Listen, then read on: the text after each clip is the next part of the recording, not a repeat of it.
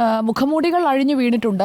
മുഖമില്ലാത്ത മനുഷ്യരൊന്നുമല്ല. നമ്മളൊക്കെ ആരാധിക്കുന്ന പല മുഖങ്ങളും അതിൽ ഉണ്ടാകാനുള്ള സാധ്യതയും വളരെ കൂടുതലാണ്. അതുകൊണ്ട് തന്നെ ആ മുഖംമൂടികളിലേക്ക് അന്വേഷണം നീളുകയോ അല്ലെങ്കിൽ ഏതെങ്കിലും ഒരു താരം പോയി പരാതിപ്പെടുകയോ അവരെയൊക്കെ ചോദ്യം ചെയ്യുകയോ അല്ലെങ്കിൽ അവരിപ്പോൾ ചെയ്തുകൊണ്ടിരിക്കുന്ന കാര്യങ്ങളൊക്കെ പൂർണ്ണമായും അങ്ങ് ഈ ഒരു റിപ്പോർട്ട് വന്നതുകൊണ്ട് ഇല്ലാതാകുകയോ ചെയ്യുമെന്നൊന്നും കരുതാൻ കഴിയുന്ന സാഹചര്യമല്ല. ഇവിടെ ഈ കമ്മിറ്റി രൂപീകരിച്ചതിനെ കുറിച്ച് കൂടി നമ്മൾ പറയേണ്ടതുണ്ട്. WCCയിൽ നിന്ന് വരുന്ന ആ ഒരു റിക്വസ്റ്റിന്മേൽ സർക്കാർ ഇങ്ങനെ ഒരു തീരുമാനമെടുക്കുമ്പോൾ അതിൽ സിനിമാ മേഖലയിലെ സ്ത്രീകൾ നേരിടുന്ന പ്രശ്നങ്ങൾ പഠിക്കാനാണ് ഈ കമ്മിറ്റിയെ നിയോഗിച്ചത്. പ്രശ്നങ്ങൾ പഠിക്കുന്നത് എന്തിനാണ്? പ്രശ്നം പരിഹരിക്കുന്നതിനാണ്. അതുകൊണ്ട് തന്നെ സ്വാഭാവികമായും സർക്കാർ അടുത്തതായി ചെയ്യേണ്ട സ്റ്റെപ്പ് എന്ന് പറയുന്നത് പ്രശ്നപരിഹാരമാണ്. പ്രശ്നപരിഹാരത്തിന് കൂടുതൽ സമയമെടുക്കാതെ തന്നെ അതിലേക്ക് കടക്കാൻ കഴിയുന്ന രീതിയിൽ ഓരോരുത്തരും 3 കമ്മിറ്റി അംഗങ്ങളും അക്കം പറഞ്ഞു തന്നെ ഓരോ പാരഗ്രാഫുകളായി ഈ പ്രശ്നങ്ങളെല്ലാം ഓരോന്നോരോന്നായി എടുത്തു പറയുന്നുണ്ട്. അപ്പോൾ ഈ രീതിയിൽ ഈ പഠനം നടത്തുന്ന വേളയിൽ ഇതിൽ പേരുകൾ ഒഴിവാക്കുന്നതിനെ കുറിച്ചാണല്ലോ നമ്മൾ സംസാരിച്ചത്. പേരുകൾ ഒഴിവാക്കിയ ഭാഗം, അതായത് പേരുകൾ ഒഴിവാക്കിയ ഒരു ഭാഗത്ത് അതിന് പകരമായി അവരൊരു വരി എഴുതി ചേർത്തിട്ടുണ്ട്. We are satisfied that women face sexual harassment even from very well known people in film industry. Very well known people എന്ന് കൃത്യമായി പറഞ്ഞിട്ടുണ്ട്. പേരൊഴിവാക്കിയ ഭാഗം എന്ന് പറയുന്നത് 96-ാമത്തെ പാരഗ്രാഫാണ്. അത് കമ്മീഷൻ തന്നെ വ്യക്തമാക്കിയിട്ടുള്ളതുമാണ്. അപ്പോൾ വെൽ നോൺ എന്ന് പറയുന്നതിൻ്റെ അർത്ഥം പ്രമുഖൻ എന്ന് തന്നെയാണ്. അപ്പോൾ പ്രമുഖർ ഉൾപ്പെട്ടിട്ടുണ്ട് എന്നത് വ്യക്തമാണ്. പ്രമുഖർ ഈ നടപടികളിൽ നിന്ന് പിന്മാറാൻ തയ്യാറായില്ലെങ്കിൽ പുതിയ കാലത്തെ പെൺകുട്ടികൾ അവർ പരാതിപ്പെടാനൊന്നും മടിക്കാത്തവരാണ്. അതുകൊണ്ട് പ്രമുഖരുടെ യഥാർത്ഥ ചിത്രം പുറത്തേക്ക് വരുന്നതിന് അധികം കാലതാമസം ഉണ്ടാകില്ല. നിയമനിർമ്മാണത്തിലേക്ക്, ട്രൈബ്യൂണലിലേക്ക് ഒക്കെ പോകണം എന്നാണ് റെക്കമെൻഡേഷനായി മുന്നോട്ട് വന്നിട്ടുള്ളത്. അപ്പോൾ ഈ ഹേമ കമ്മിറ്റി റിപ്പോർട്ടിനെ കുറിച്ച് അത് വരുന്നതിന് മുൻപുള്ള ചർച്ചയിലും ഞാൻ പറഞ്ഞ ഒരു കാര്യം എന്ന് വെച്ചാൽ ഈ 3 പേരും, ഈ കമ്മിറ്റിയിലെ അംഗങ്ങളായ 3 പേരും നടത്തുന്ന റെക്കമെൻഡേഷൻസ്, 3 പേരും സമാനമായ റെക്കമെൻഡേഷൻസ് നടത്തിയിട്ടുണ്ട്. അതാണ് നമ്മൾ ഈ റിപ്പോർട്ടിൽ എടുത്തു കാണേണ്ടത്.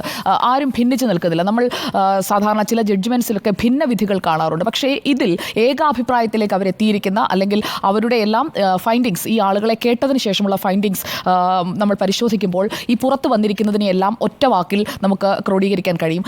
ലൈംഗിക ചൂഷണം അതുണ്ട് എന്ന് 3 പേർക്കും ബോധ്യപ്പെട്ടിട്ടുണ്ട്. അത് ഈ റിപ്പോർട്ടിന്റെ ഭാഗമാണ്. അതിന് ആസ്പദമായ മൊഴികൾ അത് ഇൻ ക്യാമറ റെക്കോർഡിംഗ് ആയി ഉണ്ട്. മാത്രമല്ല എക്സിബിറ്റ്സ് ഉണ്ട്. C1 to C24 എന്ന് പറയുന്നത് അനക്ഷറായി ചേർത്തിരിക്കുന്നത് അത് ഈ എക്സിബിറ്റ്സ് ആണ്. അത് ക്യാമറ തെളിവുകളുണ്ട്, അതോടൊപ്പം തന്നെ ഓഡിയോ ക്ലിപ്പുകളുണ്ട്, ചിത്രങ്ങളുണ്ട്. പിന്നെ എങ്ങനെയുള്ള ഡിമാൻഡ്സ് ആണ്, അതായത് സെക്ഷൽ ഫേവറിന് വേണ്ടിയുള്ള ഡിമാൻഡ്സ് ഏത് രീതിയിലാണ് പുട്ടപ്പ് ചെയ്തിരിക്കുന്നത്, വ്യക്തികളുടെ പേരടക്കം ആ ചാറ്റുകളുടെ സ്ക്രീൻഷോട്ടുകൾ അടക്കമുണ്ട്. അതെല്ലാം എക്സിബിറ്റ് C1 to C24 ആയി മുന്നിലുണ്ട്. ഇനിയിപ്പോൾ ഇങ്ങനെയുള്ള വിഷയങ്ങളിൽ പരാതി നൽകേണ്ടതുണ്ടോ, അല്ലെങ്കിൽ സർക്കാരിന് എന്ത് ചെയ്യാൻ കഴിയും, അങ്ങനെ ഒരു കാര്യമായിരിക്കുമല്ലോ സ്വാഭാവികമായും സർക്കാർ ഇനി ചർച്ച ചെയ്യാൻ പോകുന്നത്. ഇതിൽ സ്ത്രീ വിരുദ്ധതയോട് സർക്കാരിൻ്റെ സമീപനം ഇനി എന്താണ് എന്നറിയാനാണ് നമ്മൾ കാത്തിരിക്കുന്നത്. കാരണം ഇവിടെ നടന്നിരിക്കുന്നത് ചൂഷണം എന്ന് പറയുമ്പോൾ അതിൽ സ്ത്രീ വിരുദ്ധത ഉണ്ടായിട്ടുണ്ട്.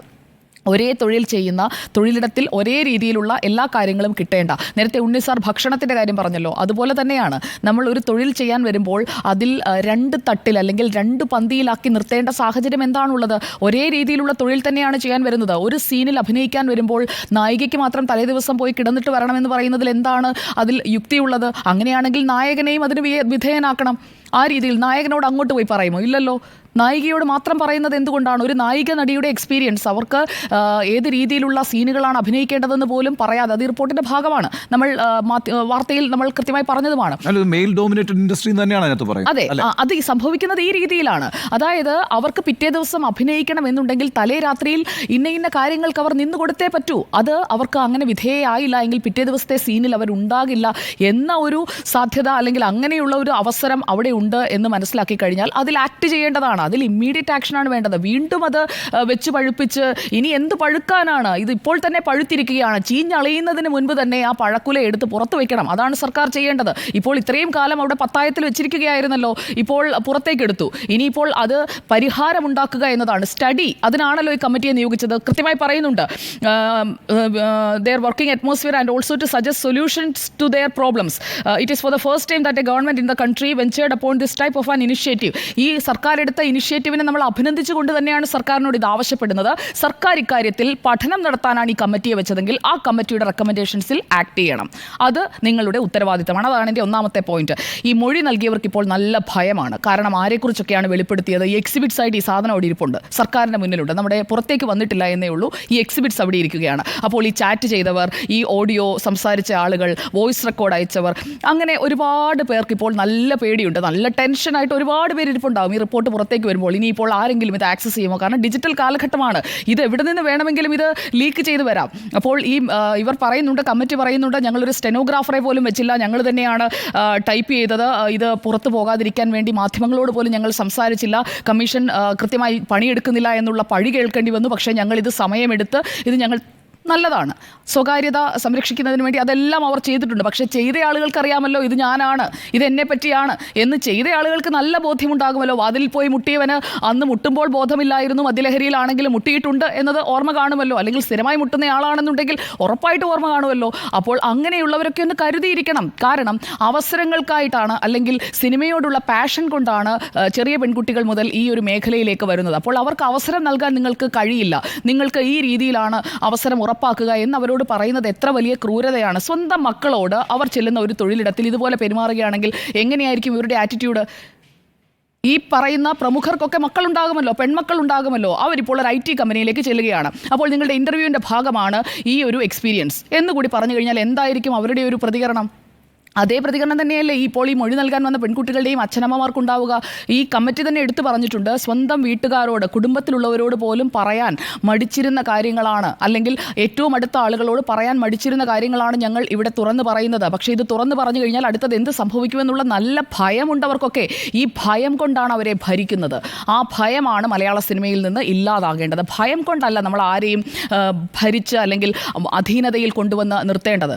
അവിടെ ഉണ്ടാകേണ്ടത് പരസ്പര ബഹുമാനവും സ്നേഹവും ഒക്കെയാണ്. അതിനു പകരം മലയാളം സിനിമാ ലോകത്ത് ഇപ്പോൾ നടിമാരെ, അല്ലെങ്കിൽ സ്ത്രീകളെ, സാങ്കേതിക പ്രവർത്തകരടക്കമുള്ള സ്ത്രീകളെ, അവരെ ഭരിക്കുന്നത് ഭയമാണ്. ഈ പുരുഷാധിപത്യത്തിൻ്റെ ഒരു ഭയം അവർക്ക് മേൽ ഒരു വലിയ ഒരു ചിലന്തി വല പോലെ ഇങ്ങനെ വീണ് കിടക്കുകയാണ്. അതിൽ നിന്ന് അവർക്ക് പുറത്ത് കിടക്കാൻ പറ്റുന്നില്ല. ഭയം കൊണ്ട് അവരെ ആ വലയ്ക്കുള്ളിലാക്കി ഇങ്ങനെ നിർത്തിയിരിക്കുകയാണ്. സഹകരിച്ചില്ലെങ്കിൽ ഒഴിവാക്കും. അത് ബോധ്യമുള്ള ഒരു കാര്യമാണ്. പരാതി നൽകിക്കഴിഞ്ഞാൽ പ്രത്യാഘാതം ഭീകരമായിരിക്കും. അടുത്തതാണ് അവർ നേരിടുന്ന ഏറ്റവും വലിയ പ്രതിസന്ധി. പലർക്കും ഇതൊന്നും താല്പര്യമുണ്ടായിട്ടൊന്നും ആയിരിക്കില്ല. മറ്റൊരു വിഭാഗം കൂടിയുണ്ട്, അത് ഞാൻ പറയാം.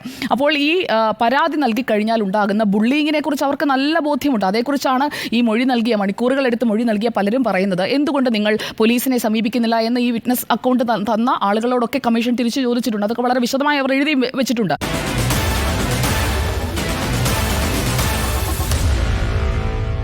Meet the editors.